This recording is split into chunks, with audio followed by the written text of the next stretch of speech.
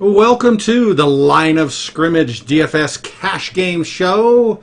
It's week 13 of the NFL season, and we're also doing GPP, a little GPP, and DFS ownership, which is always fun. And we're here with the scholar, John Laub, and me, Emil Kadlec, the old man of fantasy. How's it going, John? You know, it's going well, considering it looks like I'm going to lose in my third college fantasy football championship game. I had two championship games last week. I lost both, but, you know, I had one more, so I was excited. But things have not gone well today. Barring a miracle, I'm not going to win, you know. But, hey, I made 3 championship games. But so I look on the bright side, glass is half full. I would love to have brought home the ring. Other than that, it's been a great day of college football. I was enjoying that BYU Coastal Carolina game. That's been fun. Great football game today. But here I am, DFS, been working the numbers. It's a strange slate. Pittsburgh's been removed in Washington. We have, 4 games Sunday night, 2 on Monday, 1 on Tuesday. So it's a limited slate, but I think I have it all nailed down, and I'm coming off of a high, Emil. Okay. Last week, my summa cum laude lineup scored 200 points. Whoa. I was so fired up. I had Mahomes and Tyreek Hill in the lineup. I cashed everywhere. Now, there's the yin and the yang. The magna cum laude lineup only was 110. But when you hit the nuts at the 200, you're in good shape. So I did two lineups, and I picked picked that the main one with Mahomes and Tyreek Hill, and I had other players. I did 2 lineups, and I do double up, so you have to finish 40%, 45%, and I did. One of them I sneaked by a little bit, but it doesn't hurt, so I got both of them this week. Yeah, that decision last week, Kelsey and Mahomes. Or Tyreek Hill or Mahomes, I spent way too much time. But, it finally worked. And you know what happened? Here's how I think watching football matters. If you've watched the Bucs defense, they had just been burnt by the Los Angeles Rams that Monday night. Mm-hmm. Robert Woods and Cooper Kupp were all over that secondary. And I said to myself, Andy Reid's smarter than I am. And I said, he's got to have seen that film. How are they going to cover Tyreek Hill? How are they possibly going to cover him? Bowles always loves the man-to-man coverage. I mean, he did it with the Jets. He did it when he was the defensive coordinator with the Cardinals. Yeah. It worked. Hey, I've had other decisions that didn't work. But that one worked, and I was very excited. But watching the games matter. Because if you just were looking at the numbers, you might not have leaned towards Tyreek Hill. And his ownership wasn't crazy. If my memory serves, it was like maybe 18% last week, and Mahomes was fairly low, considering it was Mahomes. But it worked. It was my first 200. Now, I've gotten over 185 like 4 times this year. But I like to hit the 200 at least once every year. It's a nice number. I did it. It congrats. is a nice number. Thank All right, you, here's the sleeper view graph for the first view graph of today. Ladies and gentlemen, we always like to begin with underpriced or players that may or may not be overlooked by the DFS community. I'm going to start with Mitch Trubisky, and I'm not a Mitch Trubisky guy. I had Mahomes and Deshaun Watson graded ahead of him in that draft class. And I'm still shocked that the Bears took him over Mahomes and Watson, but that's okay. All my profiles are up on footballdiehards.com. You can check it out. But this is a good matchup here. The Bears are at home. Trubisky's going to be starting. Last week against the Packers, he had 21.7 DraftKings points and 3 touchdowns. Then I looked at the Lions. The Lions in the last month are giving up over 20 points a game to opposing quarterbacks. They've surrendered 1,186 yards passing. That's just crazy. 8 touchdowns in 4 games. Yikes. Then I kind of had a memory of Mitch Trubisky doing well, so I started to look it up. Mitch played Detroit the opening game of the season, Emil. 242 yards and 3 touchdowns. So I went back to last year against Detroit. 338 yards and 3 touchdowns. The game before that in 2019, only 173 yards, but 3 touchdowns. And then I went back to 2018. He had, here he is, 355 yards and 3 touchdowns. Only played him once. He must have missed the game against Detroit because they're obviously divisional opponents. That is 4 straight games of 3 touchdown passes. The confidence is obviously going to be there. I am a little bit worried about Allen Robinson, so I'll say this. He's questionable. The coach told us it looks like it wasn't like a season-ending injury or anything that should keep Allen Robinson out of the game. However, we know coaches aren't always the most truthful when they speak to us. So we're going to watch that Allen Robinson, make sure he plays tomorrow. But if I had a wager right now, I believe Allen Robinson will play in this game. When he has Allen Robinson, David Montgomery, he has young and rising Darryl Mooney, and he has Anthony Miller. Mitch Trubisky at home against this Detroit Lions secondary, he should be able to perform well. He's only 5,400, Emil. If you're looking for the what, my friend? Pretty low. Yeah. Pretty low. And if you're looking for the smash running backs, and obviously roster construction is so important, if you, for some reason you wanted to put Derrick Henry as well as our Dalvin Cook, the only way you could do that is if you pay as far down as possible as Mitch Trubisky. I like him in there for 5,400 if you can pay up for the 2 running backs, or if you want to pay up for stud receivers. So I think there's value there for Mitch Trubisky at 5,400. I'm going out on a limb here, and I understand for my next sleeper. If you are a data guy, if you are snap opportunity guy, there's no way you're going to identify Cam Akers. But my eyeballs tell me that Cam Akers right now is the best running back in the Rams' backfield. Now, Sean McVay has not shown that he agrees with my eyeball test. He's not given Cam Akers the majority of touches, and they have a 3-man monster in that backfield.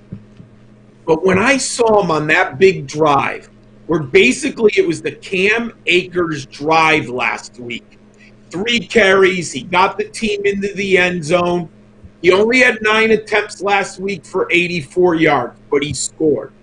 Mm-hmm. I got to believe that if I'm sitting in Connecticut watching film, digging deep into Cam Akers, watching Malcolm Brown and Darrell Henderson, I've got to believe the light bulb's going to go off somewhere for Sean McVay. Now, if you follow me and how I do my lineup, I always try to find a low-priced running back. Sometimes it works. Sometimes it does not. Most of the time, it has worked for over 3 times value. I'm willing to go down here for 4,500 in an explosive offense. And I understand if you're the data guy and you're looking at snaps, opportunity share, number of carries, you're not going to identify Cam Akers here. And I get it. But I have a lineup right now with Cam Akers in it on footballdiehards.com.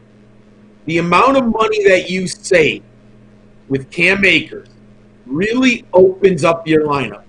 And when I do my projections, I have Cam Akers at 11 points. Now, there is a 20-point ceiling there, but I don't put ceilings into my projection. Those are kind of what I believe. I believe the ceiling is there. But my projections have Cam Akers at 11 points. You know, actually, I should get the exact – what's my exact – Cam Akers, I have him projected at 11.1, which is 2.5 times value. So I'm being conservative. But the value that it opens up to allow me to pay up at other positions is worth it. So I like Cam Akers here with a big ceiling. But sometimes to win these cash games, you have to kind of make an educated guess on the film. What are the coaches going to do? How are touches going to be distributed? So I like Cam Akers here at 4,500. It opens up a lot of salary. The one player, and I get it, the Jets are awful. I understand it. They're beyond bad right now. But the Raiders are coming into town. And in the last 3 games, Rashad Perryman on DraftKings has scored 12, 13.5, and 30 DraftKings points. What I can't believe, he has been 4,200 and 4,300 the last 3 weeks. Now, it must be the matchup or the algorithm, not sure how it works. But Perryman is cheaper this week. He's 3,900. The Jets should be playing from behind. The Raiders are favored on the road. They should bounce back after that awful game against Atlanta. The Raiders should be able to put points on the board against this awful Jets. Well, if they do, the Jets should be throwing in the fourth quarter.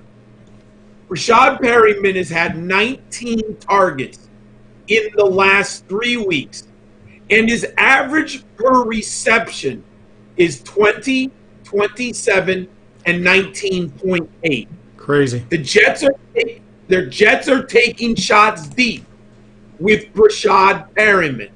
His catch rate isn't that high. But again, when you look at air yards and where they're throwing him the football, his catch rate is okay. I'm okay with that because the Jets are taking their shots deep. So I like Rashad Perryman here against the Raiders. So my 3 sleepers, it's Trubisky, Cam Akers, and Rashad Perryman. And one other guy I just want to mention. When I put this all together, Myles Gaskin had not been activated. He was activated about an hour ago, I found out. I do like Myles Gaskin, and he is in my value list on footballdiehards.com. For $5,900, he should, by far, have the largest opportunity share in the Dolphins' backfield. Salvin Ahmed has a shoulder. Looks like he's not going to play. DeAndre Washington has a hamstring. Both of them are doubtful. And Matt Breida landed on the COVID-19 list. That essentially leaves Gaskin and Patrick Lear in the Miami backfield. But they're playing the Bengals. They're playing the Bengals. Let me repeat that. They're playing the Bengals. If Myles Gaskin gets 80% of the running back share of touches, I like him very much. I just wanted to talk about him because he also can save you a lot of salary for his price. He is $5,900, my friend. Yeah, what do you think of those? Despite him just being, activated in all the other situations, he's the 5th highest owned running back at 16.5% already. He may even go up by tomorrow morning. That's high. Because it has to be. I mean, I kind of thought Gaskin would play, but I didn't want to put him on the list until I was 100% sure. You know what I mean? You bet. But now people are seeing what I'm seeing. They don't have any other backs. It's a great matchup it's at home. It's a great matchup, He's great situation for him with all the other running backs being out. Oh, by the way, how about Mitch Trubisky's ownership, Emil? What is Mitch Trubisky's ownership? Trubisky is 6.7%. He's the 6th most highest owned quarterback. In a cash game, though, I'm okay with that. Absolutely. Sure, absolutely. What's Cam Akers by any chance? And Perryman? Cam Akers is 3.4%. Woo-hoo. And you wanted Perryman here? Let me go look him up. Yeah. Perryman is 7.6%. He's in the top, let's say, 20. Okay, so people identified the value and the matchup. Now, it's interesting. If you do, and I actually fooled around with this lineup. I put one together. It's not on draft, not in my Summa and Magna because of value. But if you want to have a Derrick Henry, Dalvin Cook lineup, to me, the only way you can do it is with Mitch Trubisky and Cam Akers. And then you go from there. Yeah. Just a hint if you want to, everyone. And the other thing about Perryman is he's kind of, like you said, he's getting the targets now. And for some reason, Jamison Crowder is not. He's kind of fallen a little bit for whatever reason. And, of course, that's another plus for Perryman. Oh, by the way. Yes. Go ahead. Yeah, go ahead. Yeah, by the way. Oh, it's hard to watch the Jets, so I understand why people aren't watching the Jets. They are taking more deep shots. They just the offense has been tweaked. It could be game script, it could be matchups. But if you watch the offense, they're going deeper. When Jamison Crowder was getting those, he was just being peppered with targets. Part of it was they had injuries. He was about the only NFL level wide receiver. Remember, they had like Jeff Sims on the field or Jeff Smith on the field. Now that they have professional level wide receivers who can get open deep, they have tweaked the offense a little bit. And the one thing about Flacco and Darnold, they do have big arms if they get time in the pocket. That's a good point. By the way, if you go to Football Diehards on the very top and you do the player search, and as you can see, there is a review of their past history of all the games they've had, so you can look those up. Like when Laub was talking about all the different scores they had over the years, you can find that on those pages for each player. Oh, I didn't know. That's good. That's cool. I had to look it up by hand. I did it the hard way. Yeah, and it has scoring value. It's PPR, whatever. So it gives you, like Perriman, he only played the Raiders 2 times in 2017 and 16 when he was with Baltimore, and he didn't do that well. Yeah. But things have changed, So yes, he's doesn't tell you a lot about Perriman. Yeah, I mean, he's a much better player. Whatever happened last year at Tampa Bay with the coaching staff, how they used him, his maturity, whatever it was, and he's been good with the Jets. I mean, it was a underappreciated signing if the offense wasn't such a disaster under Adam Gase, and Brashard Perriman was hurt. Remember, he missed a bunch of games early in the year. So he's playing good football right now. Yep, good opportunity. All right, off to the next view graph. We always do our Fantastic Four to help you put together your cash game lineups. Now, I mentioned there are 4 games which are 8 teams because games have been moved around a little bit. We also have 2. The Buccaneers and the Panthers are off this week. So that's 10 teams that are not on the slate, plus then you have the Sunday night game. So looking at the way to construct lineups, the first thing is, do you want Dalvin Cook or Derrick Henry? For our Fantastic Four, I decided to leave that up to you if you so choose. That's going to be up to your decision, and you can use the sleepers and find value plays on footballdiehards.com. I kind of like to live sometimes in the middle range because it allows me to get value at other positions. I'm going to start with the Vikings versus the Jacksonville Jaguars. I just love this matchup. Jacksonville has not been very good against opposing quarterbacks and wide receivers all year long. In the last 4 games, the Jaguars are surrendering over 21 points a game to opposing quarterbacks. 1,131 yards and 8 touchdowns and 1 rushing touchdown to opposing quarterbacks. And Kirk Cousins, he doesn't get spoken enough about this year because he started slow, and Dalvin Cook was so hot. But I'm in a dynasty league that I love, and my 2 quarterbacks were Carson Wentz and Kirk Cousins. So obviously I'm playing Carson Wentz early in the season. But man, over the last month, I've had to make a decision, and I've been playing Kirk Cousins. Emil, in the last 4 games, Kirk Cousins, 21 DraftKings points, 18.5 DraftKings points, 27 DraftKings points, and 30 DraftKings points. Kirk Cousins is playing really good football. Now, they have 2 great wide receivers. They have JJ, Justin Jefferson, and Adam Thielen. So in this matchup against the Jacksonville Jaguars at home, don't have to worry about the weather. It's going to be a good game. Jacksonville surrenders over 44 points to opposing wide receivers, friends. 44. In the last month, Jacksonville has surrendered 60 receptions for 829 yards and 6 touchdowns against opposing wide receivers. I decided to go with Adam Thielen here. If you feel like Justin Jefferson, I would understand that.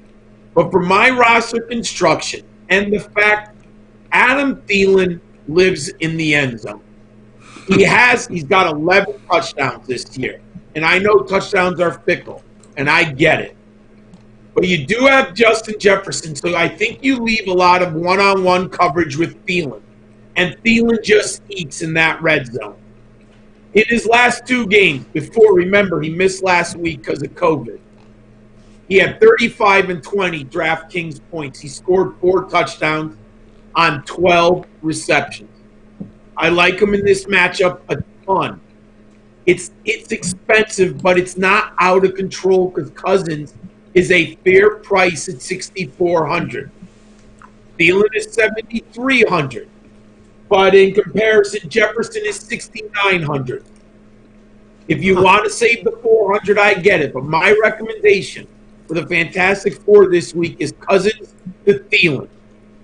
Then I said, I can't do Thielen and Cousins and go up to the very top shelf with Dalvin Cook and Derrick Henry. Also, when you're paying $9,500 and $9,200, you want 3 times value. You need a minimum of 25 points. So I said, let the viewer make their decision on Henry or Cook, where they want to go. And obviously, once I chose Cousins and Thielen, Cook is off the board. So I need to go lower on the chart, on the prices. I love Austin Eckler in this game against the Patriots at home. One, I believe in Justin Herbert. Justin Herbert has been awesome at home, folks. He's been good all year round. On the road, but he's been exceptionally good at home. And why do I like Eckler? For all of us who love football for so long and who followed Bill Belichick, we know that Bill Belichick is going to take away a player on the opposing offense and make you beat them with other people on the field. If I'm Bill Belichick in that defensive staff, to me it's Keenan Allen. I've got to take away Justin Herbert's security blanket and all-star wide receiver. I'm going to take out Keenan Allen.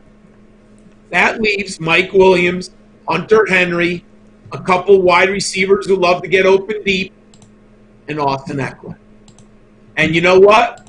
We were early in the year, the Tyrod Taylor game where he didn't throw to Eckler, and we were all mad about it as fantasy fans. Remember that opening game against Cincinnati? And then against Kansas City, he only had 2 targets. But in week 3 against Carolina, Austin Eckler had 11 targets with Justin Herbert And Emil, here's where it gets better. Last week against Buffalo, Austin Eckler had 16 targets from Justin Herbert. Austin Eckler has had 27 targets in the 2 games that he is fully played with Justin Herbert. Now, if Belichick goes out there and he slows Eckler, then I lose. But I think you've got to slow down Keenan Allen. If you watch Justin Herbert and this passing game, Keenan Allen is the key to the Chargers' offense. That tells me that he's going to take out Keenan Allen. So I'm going to pivot here to Austin Eckler. And in PPR scoring, I don't expect 11. That's just awesome. But I think we have a nice floor of 6 with the ceiling of 9 to 10 receptions. Yeah, what a difference a quarterback makes to Austin Eckler. And what I even like more, if you watched Herbert, he gets Eckler the ball in stride. Mm-hmm. This is a very underrated aspect of playing quarterback. A lot of quarterbacks can dump the ball off, but does the running back, can he catch the ball moving as fast as possible with his face down the field in space? Or does he have to turn around? Does he have to slow down? Where is the ball?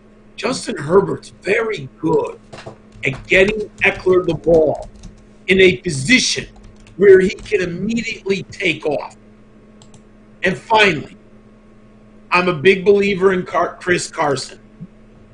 Some people are worried about last week. I get it. And Carlos Hyde had too many touches for my old man heart. I wanted more touches for Chris Carson. Mm-hmm. But isn't Emil, isn't Carlos Hyde not expected to play in this game? He is questionable. Let me go look at our site real quick. So I thought that. I think I read that the other day. Yeah, he's questionable right now. Carlos Hyde is. So, and when is that? That's an afternoon game. So, I don't think we'll have a decision, but he isn't questionable, which helps. Yes. I do think Carson will get more touches in this game. He only had 10 last week, but he was coming off an injury. He didn't play in weeks 8, 9, 10, and 11. Came back against Philadelphia. I like him here. Yeah, I think that the fact that, he's right now at 9.2% owned. He's around the 8th or 9th or 10th running back owned. So I think people are kind of stay away from him, which kind of helps us in general. Yeah, and we know Carson's up. He gets big games where he'll have 2 touchdowns, 100 yards rushing and 3 or 4 receptions. For 6,300 to get the starting running back at home against the Giants, and if you've been watching Seattle, while Russell Wilson's still having a very good season, Russell Wilson has slowed down a little bit. He's not playing the type of football he was earlier in the year when he was scoring over 25 points a game. Part of it is that the opponents don't have those explosive offenses. So the Seahawks don't have to score 35, 40 points. The Giants are entering this game with Colt McCoy at quarterback in Seattle. And the Seahawks defense is playing. Oops, my doggy just came in. The Seahawks defense is playing better. I think the Seahawks take care of business here at home. I like Carson to score over 20 points. You're only paying $300 for a starting running back in a very good home matchup. Mm-hmm. That's my fantastic 4-8. And what was the ownership on Eckler, Cousins, and Thielen, by the way? Let's go to Cousins real quick. He was 9%. He's the 3rd most owned quarterback. Aaron Rodgers is only 9.78. So it looks like the ownership of quarterbacks is for some reason spread out a bit. And Eckler, if I could find that real quick, if I could figure out how to spell his name. He's the 3rd most owned running back, 18.8. So he's quite owned. Not surprised. Let's go to see what Cousins is. If I could hit buttons real quick. Cousins is the third most owned quarterback. Did I already mention him? At 9.3%. And then you were looking up. Eckler was 18%. Was he the one? Who else do you want to know? Oh, Carson. What is? Carson's 9.3%. Okay, that's right. You said that. Okay. Yeah, so those are. I mean, I'm good with those numbers for cash games. I'm always looking for points. Not worried too much about ownership. Cool. Now, as we progress here, I just want to say one quick thing about this game, Vikings versus Jaguars. Perhaps a GPP consideration is Kyle Rudolph. I haven't looked ahead to your view graph, but he's only 4% owned, and Irv Smith is out. So he's a guy to think about. And last week, Kyle Rudolph against Carolina had 8 targets, 7 catches for 68 yards. So he had 13 fantasy points without a touchdown. I believe Kyle Rudolph was in that lineup with Patrick Mahomes and Tyreek Hill, because he was like 2,900 last week or something. He was really underpriced. Could have been. And once I found out, I think they said Sunday morning Irv Smith was not going to be starting. Mm-hmm. So I definitely was all in on Kyle Rudolph. That's fantastic. All right, off to our next view graph. All right, if you need other assistance, our show here tonight is always to help you build your DFS lineups. But if you go to footballdiehards.com, we have 5 great articles that you can read right now to help you build your lineups. We have DFS 3 and Out with Bob Harris, The Shadow Knows by Gary Davenport, which is the wide receiver cornerback matchups, those to take advantage of and those to avoid. DFS, Digging in the Crates Daily. If you want to go with Derrick Henry and Dalvin Cook, you're going to have to find value at quarterback and at running back, or more importantly, receiver. Justin Lanero will have some of the options available for you. You have my Scholars DFS sheet of knowledge. It's up there right now. And every Sunday morning, I update it by about 9 o'clock Eastern Time. And then Kyle Dvorak has his DFS cash game and tournament breakdown article on footballdiehards.com. And I heard Kyle won like $1,500 last week in some kind of a tournament. Which is fantastic I didn't know for that. him.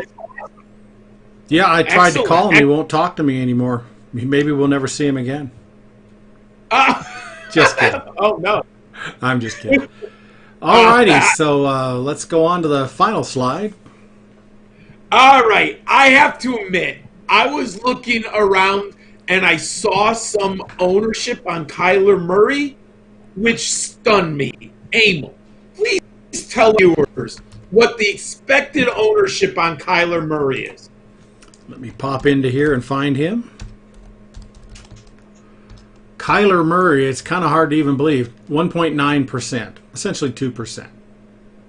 Ladies and gentlemen, if you can get Kyler Murray at under 2% ownership, I do not know how you don't build a lineup around him.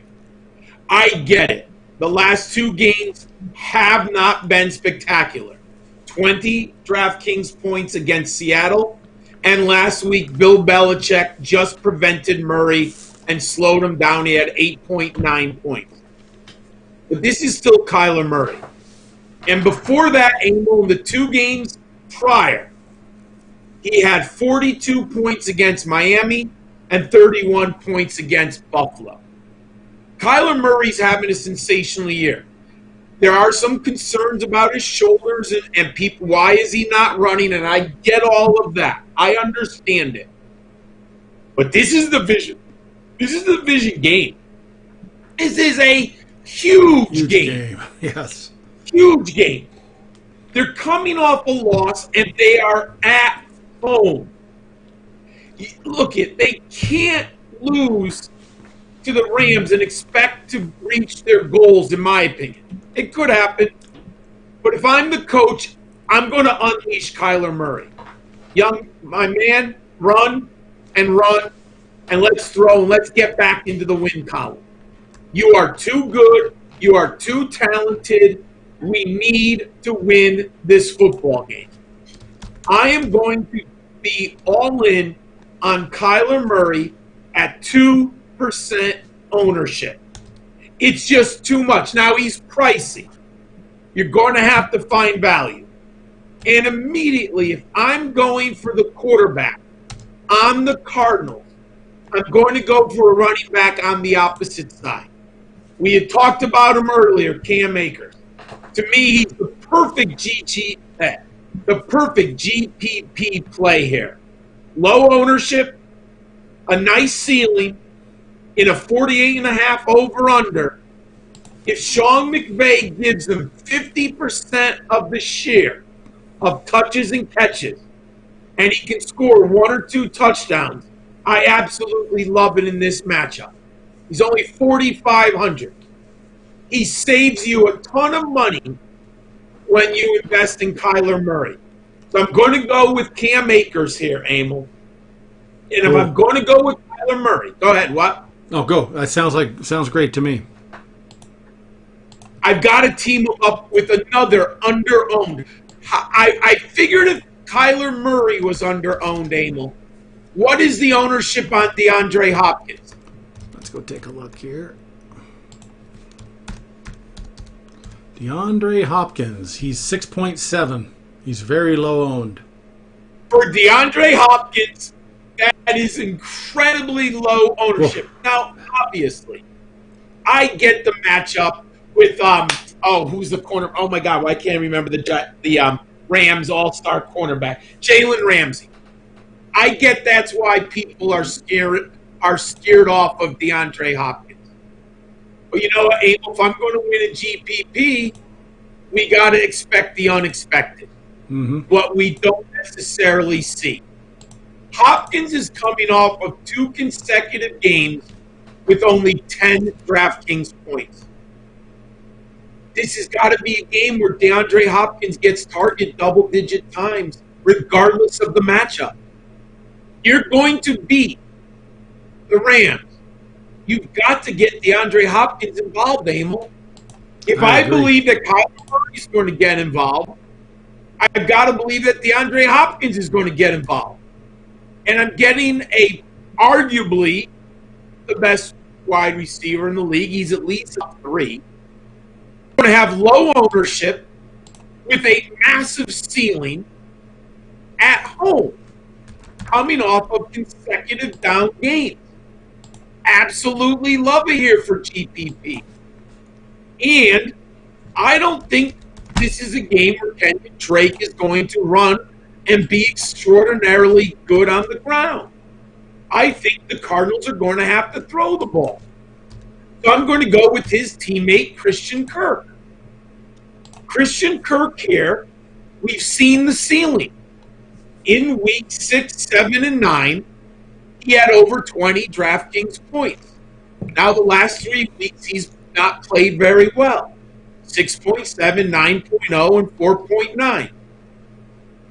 We're looking for GPP. We're looking to win a tournament. I'll take Christian Kirk here. Emil, what's the ownership on Kirk? Let's take a look here. I was running our optimizer, so I got to flip over. Plugging him in? Yeah, interesting stuff. Christian Kirk, let's see. He is 3.2%. Wow, we're getting Murray at under 2, Kirk at under 3, and Hopkins at under 7. You know, Murray could go out there and run for 1 and throw for 3. It's within the realm of outcomes. Uh-huh. I love that. So I'll invest in the passing game. And then I need to come back on the other side. And I know in GPP you do want to differentiate. And I know, right, isn't Robert Woods going to be pretty much highly owned, Emil? 15.6%, the 4th most owned wide receiver. So you could go with Josh Reynolds. But I think there's a limited ceiling there. I agree. And came down to me with Robert Woods or Cooper Kupp. Woods saves you a little bit of salary. Let me see what the difference is. Kupp is 6,100. Woods is 5,900. Woods has a 30-point ceiling.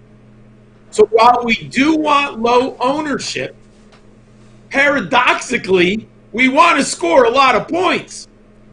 So if I can differentiate with Murray, Hopkins, and Kirk, I'll go with Robert Woods despite the high ownership. Because in 2 of the last 4 games, Robert Woods has scored over 28 DraftKings points. That's a ton. So the ceiling is there. And let's say he's 15%. That still leaves 85% without Robert Woods. So that is my contrarian GPP stack this week, my friends.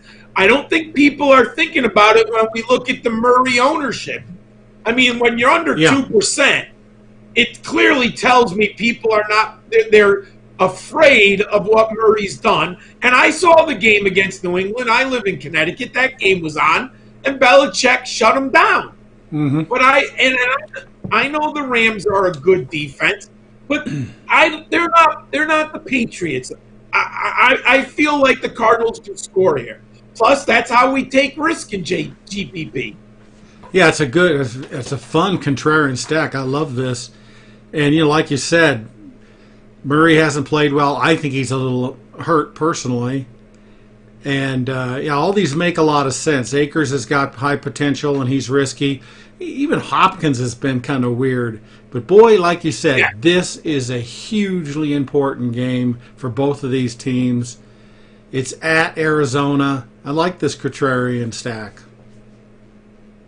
And now you said you put in the optimizer. Yeah. What did you find something that you really liked in the optimizer? I just looked at the first couple lineups. I'll just shoot it at everybody here. It shows Akers. It put in Akers as another running back, Tunyon for Green Bay, and Kareem Hunt as a flex, and I'm not sure who the defense is. I guess it's Detroit, or it says L. I'm not sure. I'm not sure what the defense is. Huh? It could be Las Vegas. Probably is. It abbreviated the defense with one letter. That doesn't help me. And then the next lineup, it took out Hunt, and it put in Montgomery, who's got a good matchup. So there's a first view. Of course, you can go on Football Diaries and go to that and put it in and tinker away as you please and get as many lineups as you want. Yeah, I like that. I mean, if Hunt or Montgomery do well, that's not bad because they're going to have to go the middle price range. You can't go up for the big running backs in this. But Akers and Hunt, that's a very reasonable GPP players right there. Absolutely. I mean, if the game script, if the Browns fall behind and they have to pass more, you could end up with some, Hunt getting like 6 catches and getting in the end zone. But gotcha. That's how By the way, it's the Lions, so it was the Lions it picked because it picks first initial and then the team. Funny how they did that. So it was the Lions on that first lineup, and they flip it around. Like you said, you can pick. I think I've got it set. I don't know what I have it set out. I'm getting quite a few lineups here. 10, I think. I'm getting 10 lineups. And you can set it for higher and tinker around. It's really a fun tool. So yeah, that's interesting. I really like this this contrarian stack. I may throw 10 cents at this. Yeah, I tried to do. It's interesting. I was trying to fool around with the Baker Mayfield stack. I just didn't like it because then you have to put in Derrick Henry, and then the problem was I don't like 2 pass catchers. I like Jarvis Lee, but I don't like any other pass catchers in Cleveland. I mean, Austin Hooper, they got some young receivers. And so the stack didn't work out as well. So I like this one better with the Cardinals and the Rams. That's going to be a fun one. I'm going to give that a shot. I got to find out what Kyle would put in for that 1,500. I wonder what particular contest he tried, because that's my problem with the GPP. I've been just kind of throwing in 10-cent GPPs, do 2 or 3 just to see how they work. So I may have to ask him before tomorrow morning what he used last week. I know. Kyle's he's definitely better at the GPP than I am. I'm more of a cash game player. But he could probably tell you there's probably some pretty fair $1. I know I played $1 GPPs before, and you can play smaller ones. Obviously, the big boys play, I think it's almost $27 for the big prize. But you can play nice GPPs. Someone told me, a friend of mine, she used one of the lineups in a $1 game, and she ended up winning like $150. So that's nice. Fantastic. You don't spend a lot, but if you get $150 for spending $1, if you do that once a year, $16 for $150. That's not a bad return. But you got to be patient. That's the hard part. I remember when we were doing the fantasy football summit 2 years ago, or 2 years ago. Yep, and we had Jeff Ratcliffe on among many of us, including yourself. And he talked about starting out in DFS is to start slow, go to the like I'm doing, the cash games and the 50-50s, and kind of start getting used to things and go with small bets and grow yourself into comfortableness. You don't want to run out there and start losing a bunch of money and then get upset and quit. You can be patient, and you can start and learn and become a good player. Yeah, look, I started, this is my 7th year, and 1 year I didn't tell anyone I was playing. And then, I needed to learn the game. Mm-hmm. I needed to understand, and at that time I was only doing $1, and they used to have a lot of free rolls back then. Yeah. So I used to do free rolls, the $1, the 25 cents, just to figure it out. Yeah, well, that's where I'm at. I don't have a lot of time to do the analysis. So I don't mind playing, I play 2 or 3 or 4 $1 ones and a couple 3 lineups, and I'm doing okay. I'm probably a little over 500. I'll have to go back and look, but it's a good run now because I'm going to be out of a lot of in-season leagues pretty soon here. And, we all are, I'm in like 20 leagues, for God's sake. And so it's really nice this time of the year to start focusing more on GPP. And actually, the first 2 or 3 weeks of the playoffs are kind of fun because you have about four teams, or maybe I forget, but you get enough in there that it's fun to play. Absolutely. I do find I had more time this week with college football coming to an end, with my season teams. Some of them are gone. They didn't make the playoffs. So I had more time to focus on DFS this week, which is nice. We've been working so hard for so long. It's nice just to calm down a little bit. Sounds good. So, I feel that too. Well, fantastic. Great input today. Good luck with everybody out there. Anything else you'd like to say, John? No, just enjoy the games tomorrow, and hope you enjoy putting together the lineups, everyone. Fantastic. Good luck, everyone.